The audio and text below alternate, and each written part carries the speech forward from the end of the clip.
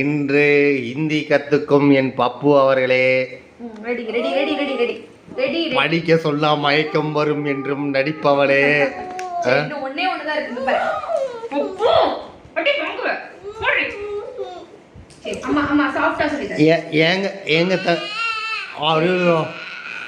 ஏங்க தங்கம், இந்த ஆ போறதுக்கு ஓ ஆத அழுவணுமா? அதுதான் அதேதான் அவங்களும் சொல்லிக்கிறோம்.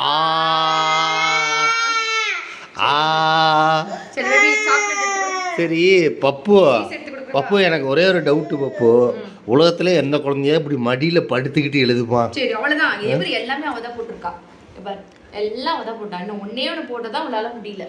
ஐயோ அதுக்குள்ள அவருக்கு டயர்ட் ஆயிடுச்சா, பேட்டரி லோ ஆயிடுச்சா? போடுங்க இன்னும் ஒன்னே ஒண்ணுதான் இருக்கு. தண்ணி கிண்ணி ஏதாவது கொண்டு வரட்டுங்களா மேடம்? பால் வேணுமா? சாக்லேட் பால், லாலிபாப் சாப்பிடுறீங்களா? லாலிபாப் சாப்பிடுறீங்களா? இல்ல இப்ப நீ படுத்துக்கிட்டு இப்படி நீங்க வந்து எழுதி இது சரி எந்தி பேபி, பப்புக்கு ஒரு லாலிபாப் கொடுத்துருங்க. வேற இந்த மாதிரி ஃபேக் கமிட்மெண்ட்லாம் பிள்ளை கொடுக்க கூடாது. அப்படி சொன்னாதான் கேக்குறா. அப்படி சொன்னா கேட்கனா அப்புறம் மீண்டும் லாலிபாப் வைக்கன்னு கேட்பா. அப்புறம் அடுத்த நாள் சொன்னா செய்யணும். சொல்லி சமாளிப்பேன்.